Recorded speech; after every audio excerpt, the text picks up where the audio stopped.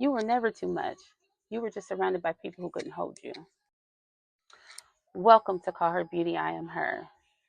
This podcast exists because I was once the woman who felt unseen, unsupported, and alone in her journey. I'm your host, Bree, founder of Call Her Beauty. Whether you felt overlooked, underestimated, or just needed a safe space to land, you belong here. You are her, and so am I. And let's get into today's episode. Listen, last week, we talked about what was growing in the silence and the seeds that you planted without even knowing.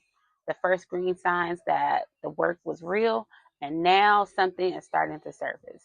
Something is asking to be seen, but for a lot of us, being seen is its own kind of terrifying because we spent so long being told we were too much, too loud, too big, too emotional, too ambitious, too sensitive, too soft, too strong, that we learn to make ourselves small just to survive the room.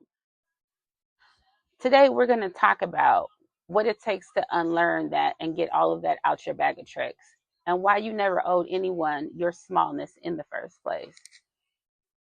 I want to start by first giving you some grace because the shrinking wasn't weakness. Whatever version of yourself that you made smaller, whatever parts of you that you tucked away, that you quieted down, that you locked up, that you gave up, you did that because at some point it kept you safe.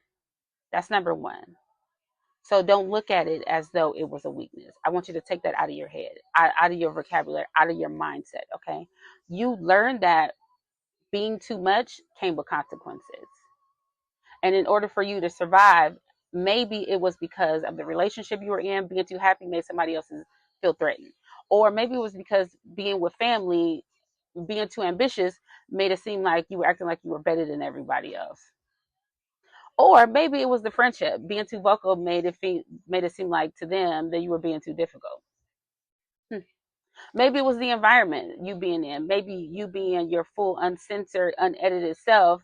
Maybe it wasn't received that you were being a gift to someone, right? So you tried to make yourself not be received as a problem. You adjusted. You made yourself more manageable, more palatable, more comfortable for everybody else around you. And when it worked, it was your way to survive. It became a survival strategy because it got you through. But survival strategies have expiration dates. What kept you safe in the burning building does not have to be how you live once you're outside of it. You're no longer in there, sis. That's what the silence was for.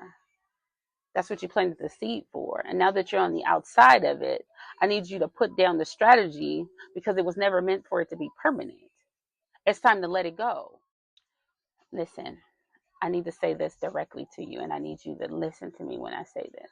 Every time somebody told you you were too much, too emotional, too driven, too sensitive, too outspoken, too big in your energy, they were not giving you accurate information about yourself.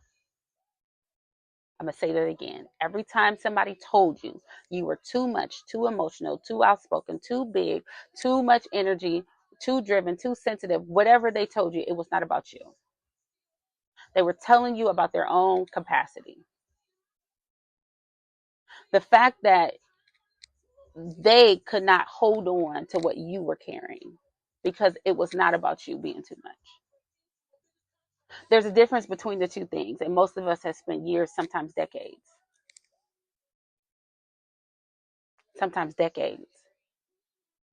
trying to treat somebody else's limitations for themselves and trying to fit them onto ourselves because they were never ours. I'm going to say it one more time. Their limitations for themselves as ours because they were never supposed to be ours. Spent decades treating someone else's limitation as a fact about ourselves. You internalize their ceiling as your identity. You walk into rooms already apologizing for the size of your presence, already preemptively shrinking so nobody had to ask, can I tell you what that looks like from the outside? It looks like a woman who has been taught to distrust her own energy, who checks herself before she enters a conversation, who laughs a little quieter, who makes her opinions a little softer, who takes up less physical space, who deflects compliments because fully receiving them feels dangerous. That's not humility. That's a wound wearing a mask of politeness, and it's time to heal it. Listen, here's what nobody tells you about when it comes to reclaiming yourself. Visibility after a long season of invisibility is terrifying.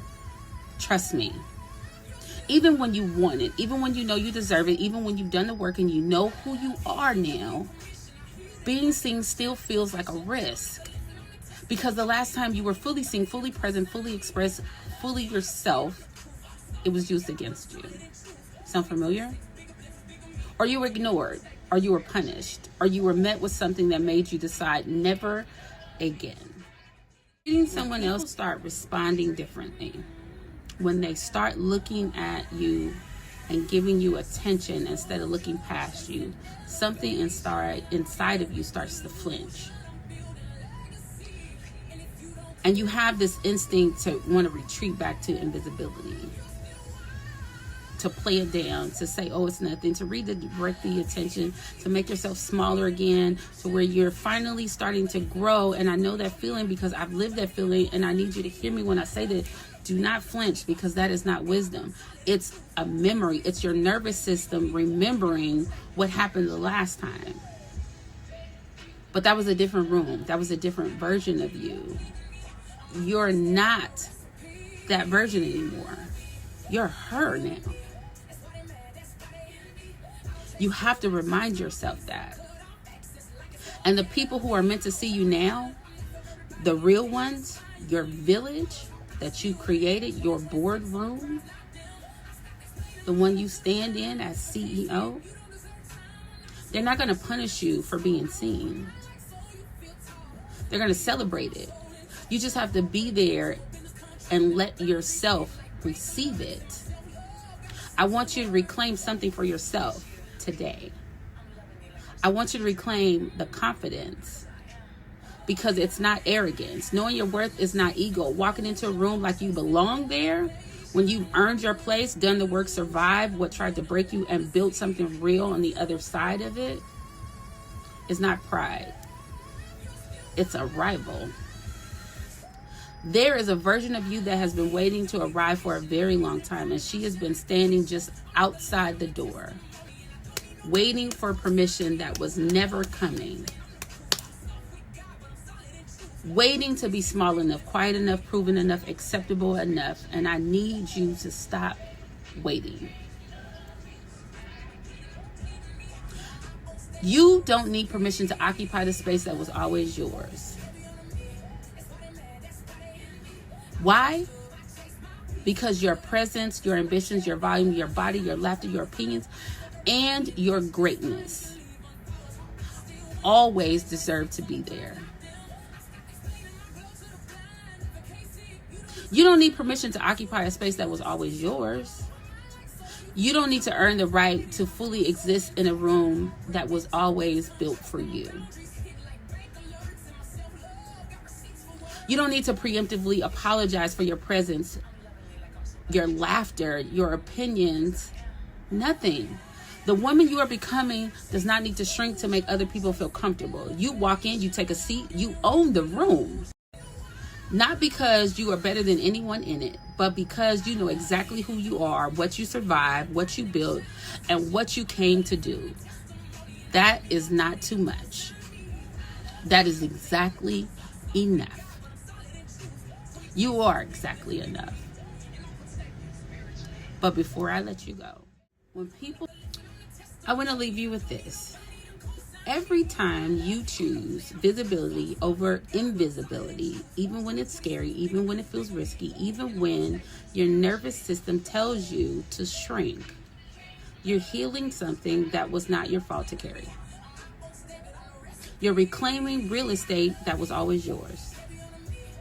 Your mission this week: catch yourself shrinking. Not to judge yourself, just to notice. Notice it, name it, and then what would she do? The her you're becoming, what would she do? Because that's how you become her. Episode 7 is coming, and it's time to talk about who belongs in your room. Before I go, if this episode hits something in you, if that flinch I talked about today felt familiar, I want you to go deeper with it. The I Am Her Footprints from the Confidence Journey book and the 30-day Confidence Journal are at kallherbeauty.com. The link is in the description. The 2 digital downloads are instant access, and the Footprints collection was built exactly for the season you're in right now. And if you need a village to walk this journey with you, the Kall Her Beauty Empowered Initiative is free. It's at kallherbeautyempoweredinitiative.org. Come find us. Stay connected. Head over to kallherbeautyempoweredinitiative.org and join the village. Shop the affirmation loungewear with us at kallherbeauty.com, because the clothes you wear should remind you of who you are and who you are becoming. I am her, and so are you. Peace, blessings, and keep showing up for yourselves.